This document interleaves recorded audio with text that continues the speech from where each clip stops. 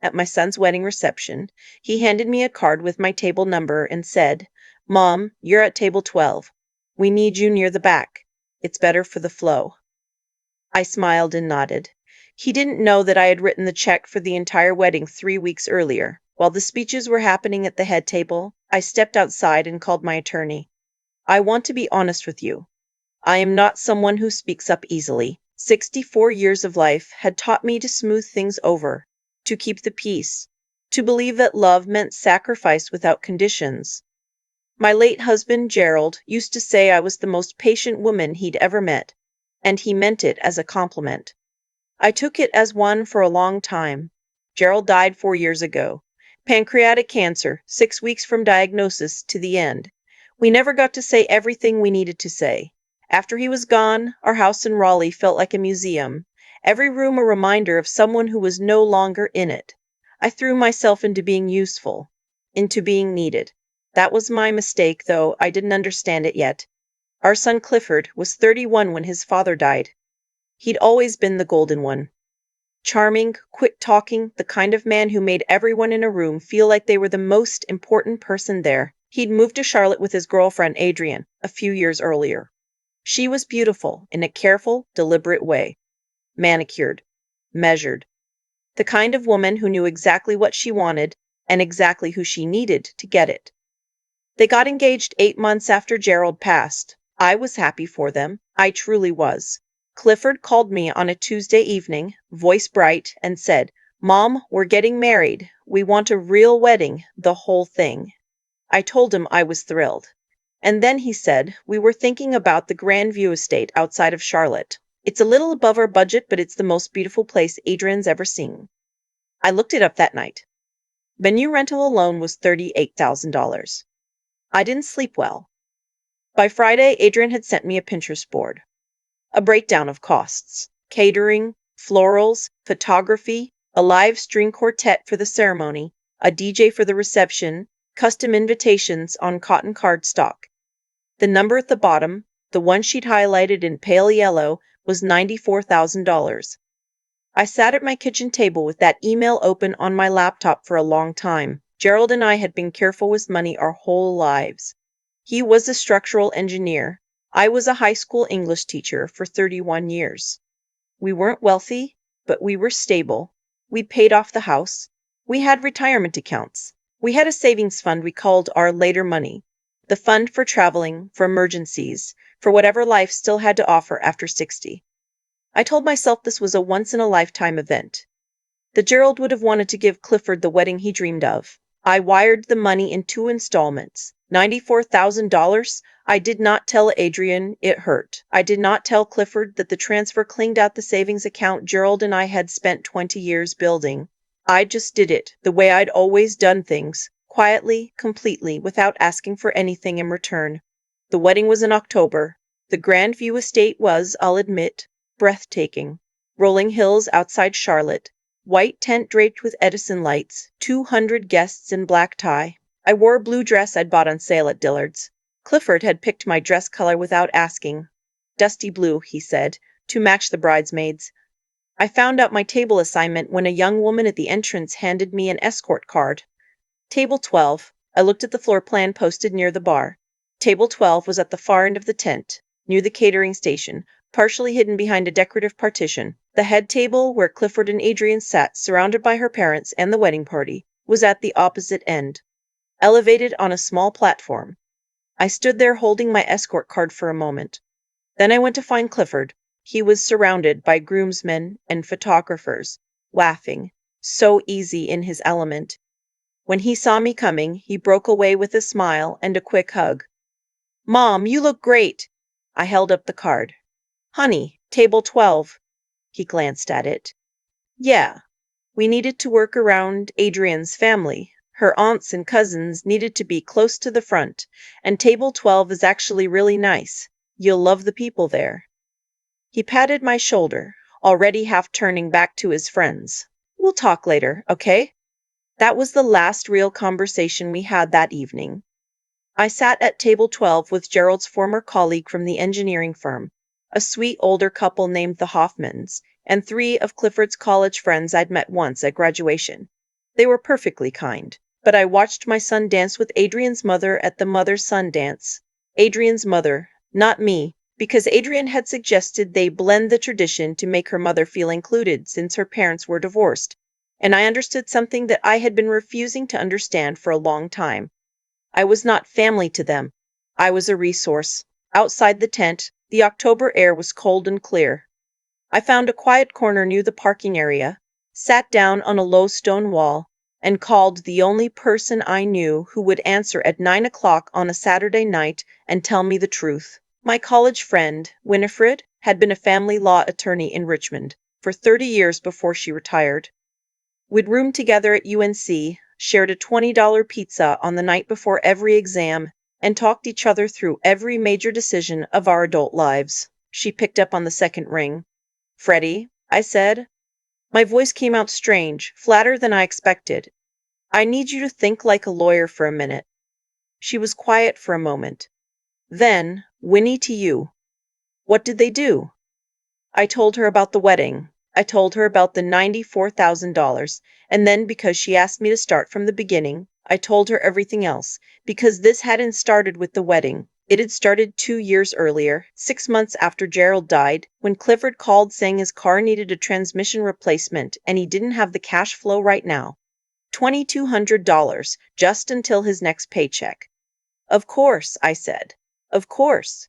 Then Adrian had been in a minor accident and their deductible was high, $2,800. Then they decided to move to a bigger apartment. First month, last month, security deposit, $6,200. Then Adrian wanted to start a small online business selling handmade jewelry and needed startup materials and a website and a course on e-commerce. $4,000. Then Clifford had a dental emergency. $1,800. Then they needed to fly to Adrian's cousin's wedding in Phoenix and couldn't swing the flights.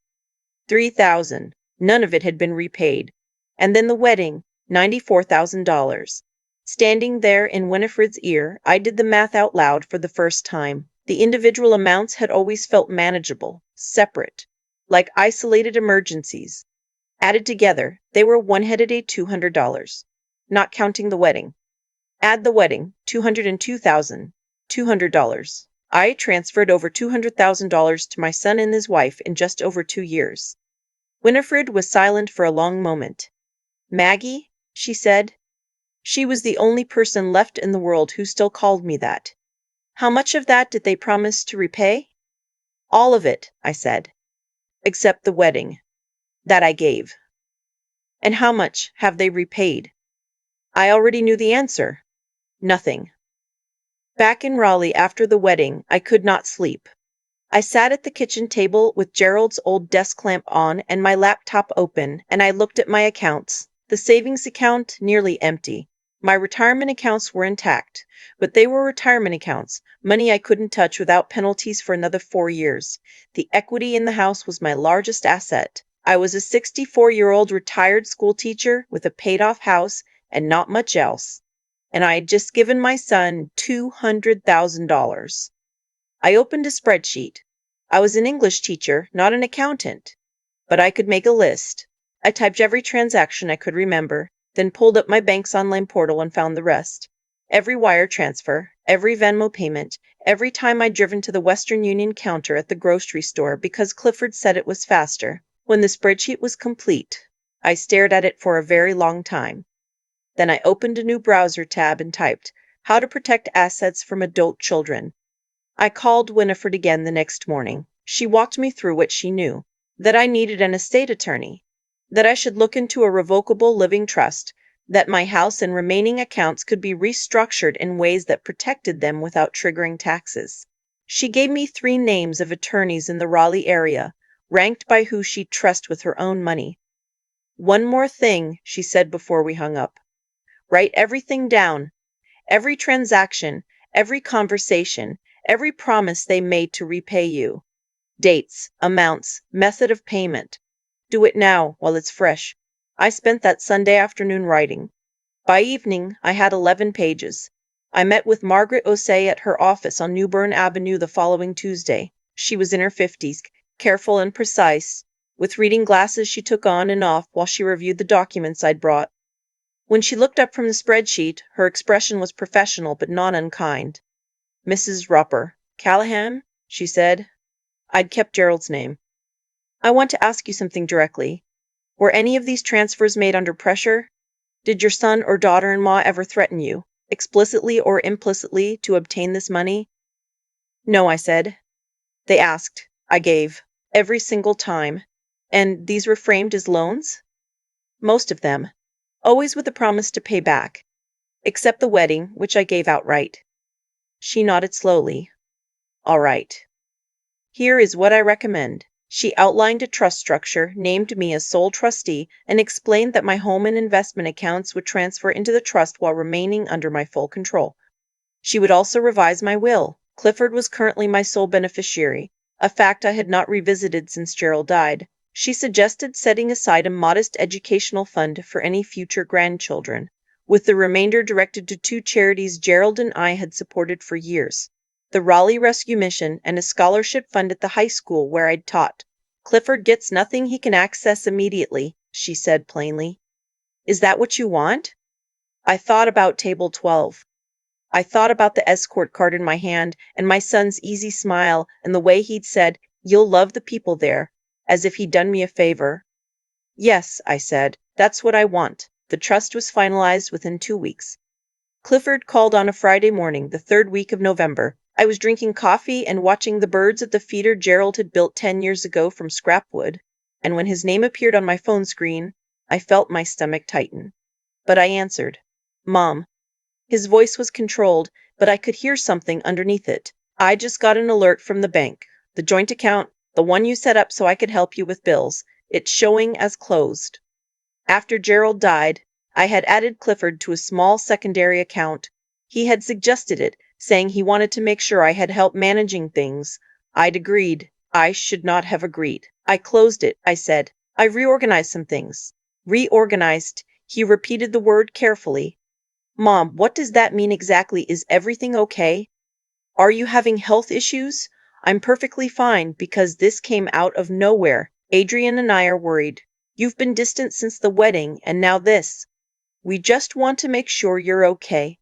Sometimes when people get older, they start making decisions that—" "Clifford." I set down my coffee cup. "In the past 2 years, I've transferred over $200,000 to you and Adrian. How much of that has been repaid?" Silence. "Mom, that's not—" "How much?" "You know our situation. We've been stretched thin. The move, the wedding, Adrian's business didn't take off the way we hoped. How much has been repaid, Clifford?" A long pause. "We were going to start paying you back after the new year. We just need a little more time to stabilize." "I see. And are you aware that your wedding, the venue, catering, photography, all of it—" "I paid for all of it?" "Of course I know that, Mom. We're incredibly grateful." "You seated me at table 12, behind a partition near the catering station. You did the mother-son dance with Adrian's mother." Another silence, different this time. "That was a really hard situation," he said finally. "Adrian's parents are complicated, and we were trying to keep everyone happy. It wasn't personal." "It wasn't personal," I repeated. "I spent $94,000 on your wedding, and you put me behind a partition and danced with someone else's mother, and it wasn't personal." "You're catastrophizing." His voice sharpened. "This is exactly what I'm talking about. This kind of thinking. It's not healthy, Mom. Adrian and I have been discussing this. We think you should see someone. A therapist, maybe. Or at least a doctor. You've been isolating yourself since Dad died, and maybe the grief is—" I was very calm. I had expected this, actually.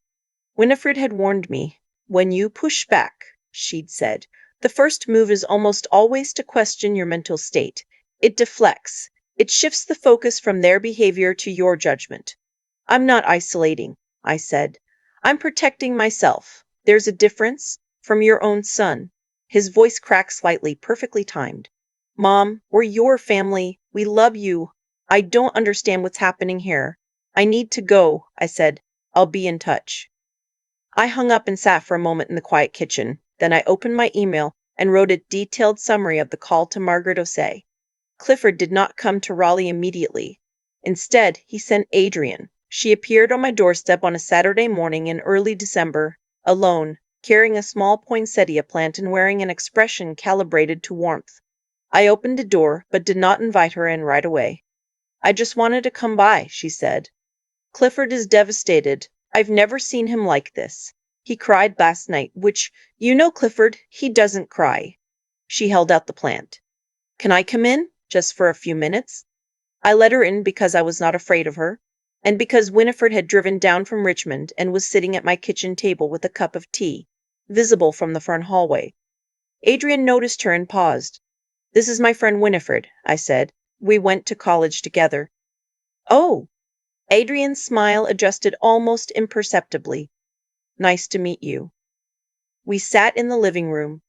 Adrian began carefully, the way she always did things, the framing established before the ask.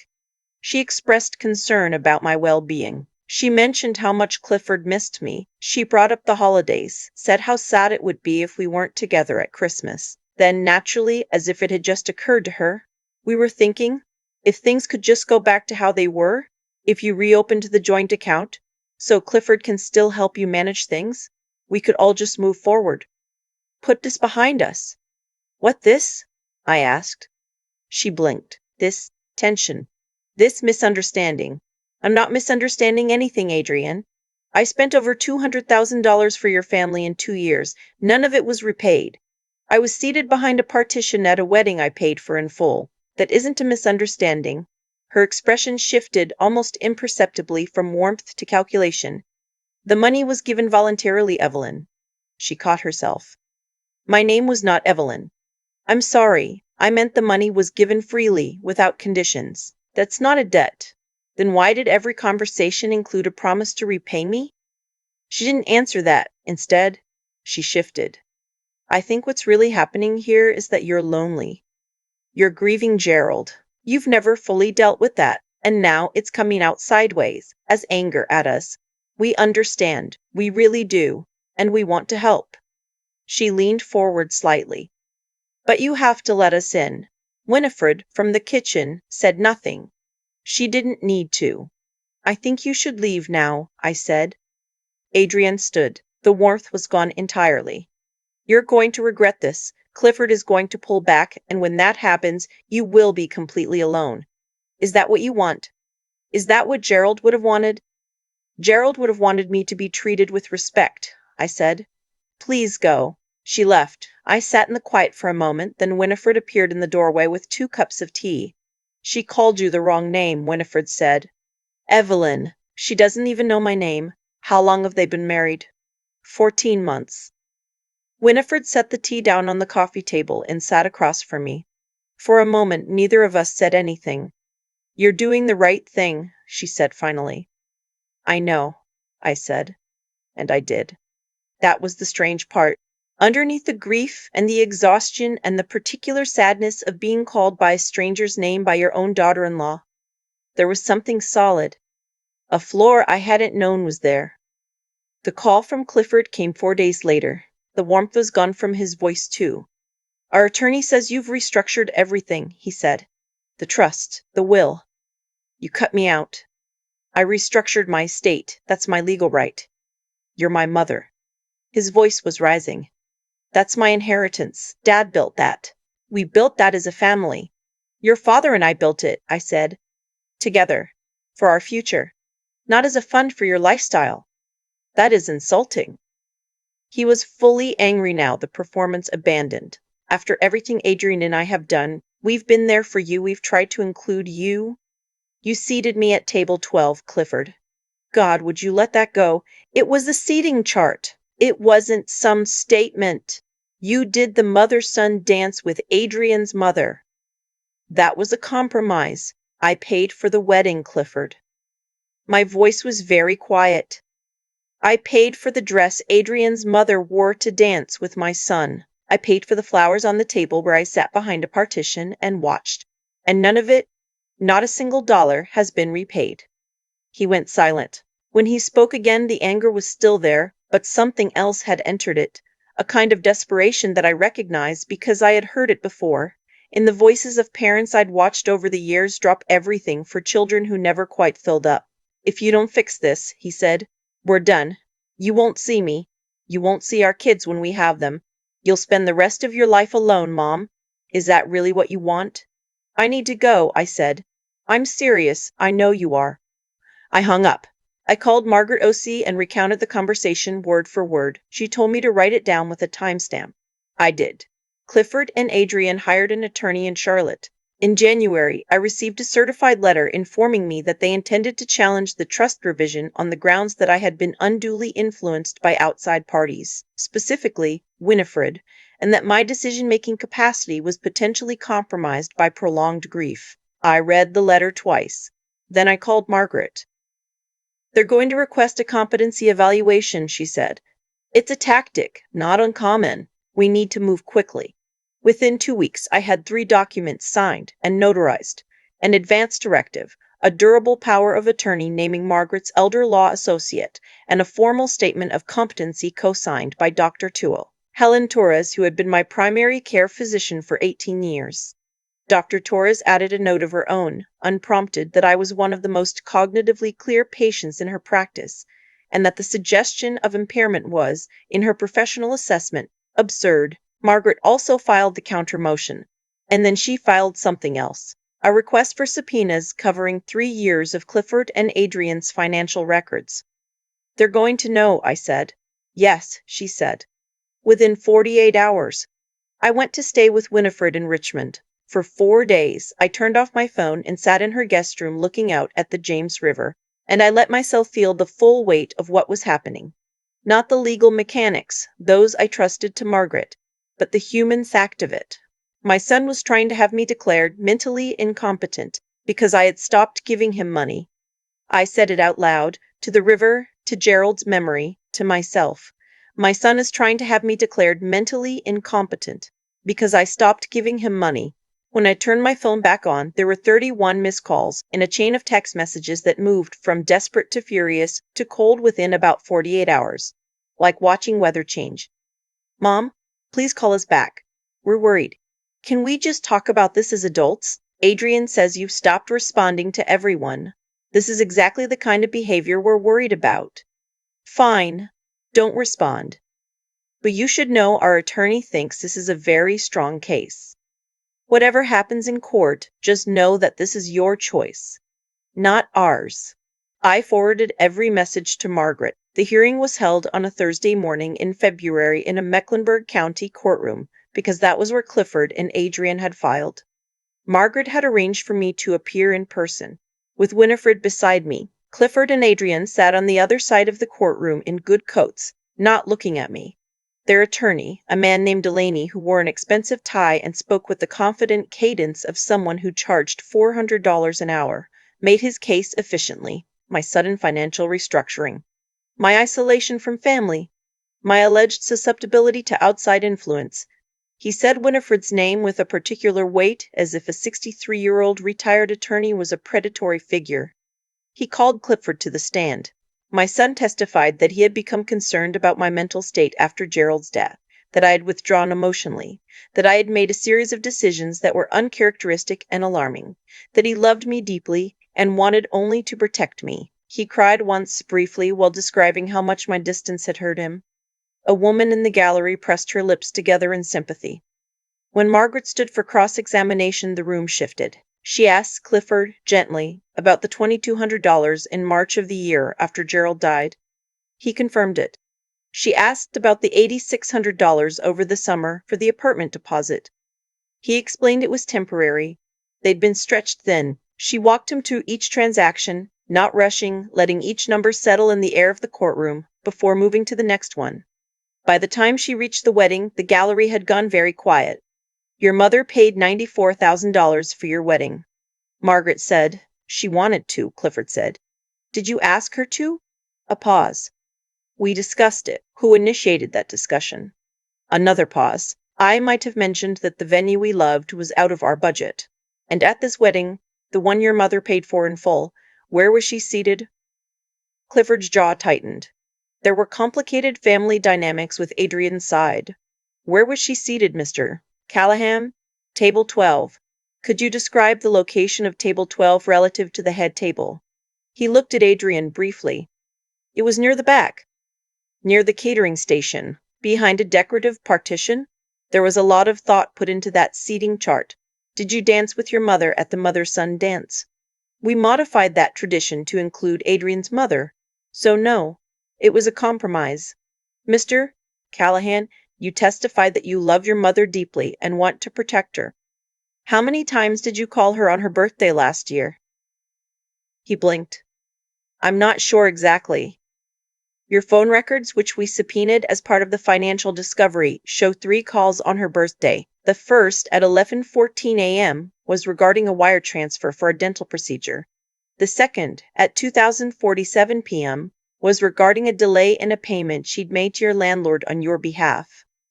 The third, at 6003 p.m., was to ask if she had received a confirmation email for a Venmo transaction. Is any of that inaccurate? Clifford said nothing. Not one of those calls mentioned her birthday, Margaret said. No further questions. Adrian's testimony was shorter and went worse. She was polished and composed until Margaret asked her, calmly, to state my full name for the court. She said, Evelyn Callahan. Margaret let the silence sit for a moment. The petitioner's name is Dorothy Callahan. Evelyn is not her name. Have you ever called your mother-in-law by the wrong name before today? Adrian's composure slipped, visibly, for the first time. It was a slip. Of course, Margaret said, no further questions. Dr. Torres testified via video. The neurocognitive evaluation results were entered into evidence. Margaret presented the 3 years of financial records showing the full transfer history, the promised repayments, the absence of any repayment. When the judge, a woman in her late 50s named Judge Patricia Alston, spoke, she did not take a recess to deliberate. She looked at Clifford and Adrian for a moment before she began. The petition for competency evaluation and conservatorship is denied, she said. Mrs. Callahan is clearly a person of sound mind who has made deliberate and legally protected decisions regarding her own estate. What I am also seeing in this record is a sustained pattern of financial dependence by adult children on an elderly widow, accompanied by social marginalization of that widow, including at an event she fully funded, and now a legal challenge to her autonomy when she sought to protect herself. The court finds no merit in this petition. She set down her reading glasses. Counsel is dismissed. Outside the courthouse, the February air was cold and sharp. Clifford approached me on the steps. He looked different, smaller somehow than the man I'd watched charming wedding guests 4 months earlier. Mom. Not today, I said quietly. I just want to, Clifford. I looked at him clearly. You filed a legal action to have me declared incompetent because I stopped giving you money.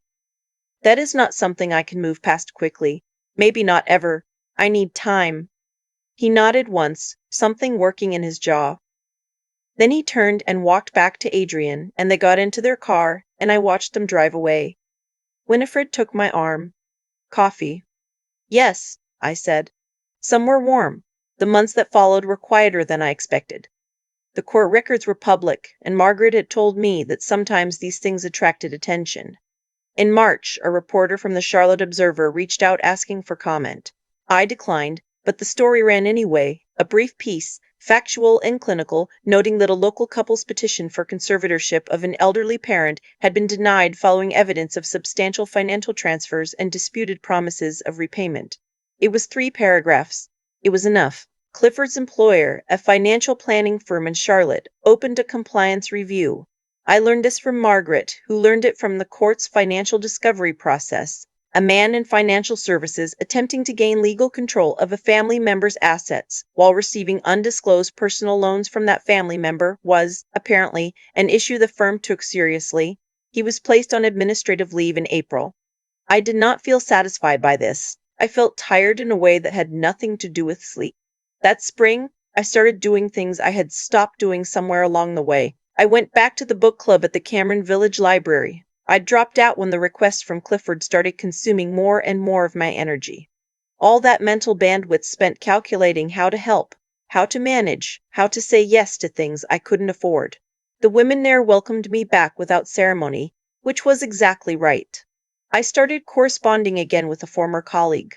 a retired chemistry teacher named Augusto who'd moved to Albuquerque to be near his daughter. We emailed back and forth about books and bird species and the particular silence of houses after long marriages. It was good. In June, I did something Gerald and I had talked about for 30 years. I booked a trip to Portugal. 2 weeks, Lisbon and the Douro Valley. I went alone. I was terrified for approximately the first 4 hours, and then I was not. The photographs I posted on Facebook prompted a cascade of comments from former students and old friends. "You look like yourself," one woman wrote who had known me for 40 years. I thought about that for a long time. A letter arrived in August, Clifford's handwriting on plain stationery, the kind you buy at the drugstore. No monogram. I recognize his handwriting from birthday cards, from childhood. "Mom, I don't know if you'll read this. I'm writing it anyway. You were right. I used you. Not consciously, not with malice at the start, but that's what it became. We needed money, and you gave it, and it became the path of least resistance for both of us. I stopped seeing you as a person who had limits. I started seeing you as a solution. And when you stopped being that, I panicked and did something I am ashamed of. I can't undo what I did. I can't repay the money. Not quickly. But I want you to know that we're working out a repayment plan. Our attorney is going to contact Margaret Osei next week. Not to negotiate, just to arrange. We want to pay it back. It will take years, but we want to pay it back. Adrian and I have been seeing a financial counselor and a therapist. Separate therapists. Adrian moved back in last month. I'm telling you this, not for sympathy, but because you deserve to know the truth. Dad would be ashamed of me. I've known that since February, standing on those courthouse steps. I'm trying to become someone he wouldn't be ashamed of. I'm not asking to come back into your life. I don't have that right anymore. I just needed you to know that I know. Your son, Clifford. I read it 3 times. Then I put it in the desk drawer where I kept Gerald's letters. Maybe someday. That was as far as I could get. Maybe someday. November brought the first real cold snap of the season, and, on a Saturday afternoon, a knock at the door I wasn't expecting. When I opened it, I found a teenager standing on my front step with her hands in her jacket pockets, looking at me with a directness that stopped me short. She was tall, with Gerald's build and her father's eyes, and a backpack slung over one shoulder. "I'm Rosie," she said. "Adrian's niece. I've met you twice, but you probably don't remember." I looked at her. She must have been about 15 or 16. "I remember," I said. "You were at the wedding. You were at the table near the string quartet." She nodded. "I was also at the table you were supposed to be at." She paused. "I've been wanting to say that for a while. Can I come in?" She had taken 3 buses from Charlotte, apparently on the basis of having Googled my address and deciding on her own that this needed to happen. She sat at my kitchen table and told me, with a teenager's bluntness, that she had watched what happened at the wedding, that she had watched what happened afterward, and that she thought what Clifford and Adrian had done was wrong. She also told me, with the same bluntness, that Adrian was her aunt, and she loved her, and this was complicated. "Everything's complicated?" I said. "Yeah," she said. "But some things are also just wrong." She shrugged. "I just wanted to say that to you in person." We sat for another hour. I made hot chocolate, the real kind, from a recipe Gerald had liked in winter. She told me she wanted to be a journalist. I told her about 31 years of teaching teenagers to write. She showed me some essays she'd done for school on her phone, holding the screen toward me with a frankness that reminded me unexpectedly of students I'd loved. When it was time to go, I drove her to the bus station. She thanked me for the hot chocolate. I told her she was welcome in my house whenever she wanted. "Maybe over winter break," she said. "I'll make the hot chocolate again," I said. I watched her go through the station doors, backpack bouncing, and then I sat for a moment before starting the car. The life I had now was quieter than the one I thought I was building, but it was mine in a way that the other one, the one where I transferred money and smoothed things over and sat behind partitions and waited to be included, had never been.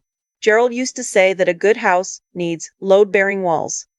You could knock things out, renovate, but you had to know which walls were holding everything up. I think I'd forgotten which walls were mine. I was learning again, And if my story found one other person sitting at their own table 12, wherever that table was, whatever it looked like, I hope they heard this. The wall is still yours. You can take it back. The thing about table 12 is that it told me everything I hadn't wanted to know. Not all at once. I'd been not knowing it for 2 years by then. Every time I wired money and told myself it was love, every time Clifford promised to pay me back, and I believed him, because believing him was easier than the alternative. The table was just the moment I couldn't look away anymore. You can explain away a loan. You can explain away a missed birthday call, a forgotten thank you. You cannot explain away being handed an escort card to the back of a room you paid for, and being told with a smile that it's better for the flow. What I learned, and it took me longer than it should have, is that love without self-respect isn't really love. It's a transaction where only one party knows the terms. I kept giving because I told myself a good mother gives, but somewhere in those 2 years, giving had stopped being a choice and become an expectation. The moment I treated it like a choice again, by closing an account, by calling Margaret, by saying no, that's when the mask came off. Clifford didn't respond like a worried son. He responded like someone who'd lost access to something he'd counted on. That distinction matters. It matters more than I wanted it to. There's a kind of wisdom that only comes from deciding, finally, to see things as they are. I had the information for a long time. I had the bank statements. I had the memory of every call that came in on my birthday. 3 of them, all about money. Not one of them about me. I had the image of Adrian calling me Evelyn in my own living room. 14 months into a marriage, never having thought it mattered enough to learn my name. The information was there. What I lacked, for too long, was the willingness to trust what it was telling me. That willingness, the honesty to look clearly at your own situation and act on what you see, is something I had to rebuild deliberately. It didn't come naturally, not after a lifetime of smoothing things over. I had to sit in Winifred's guest room in Richmond and say it out loud. My son filed a legal action to have me declared incompetent because I stopped giving him money. I had to hear the sentence in my own voice before I could fully believe it and fully respond to it. And then I had to hold on.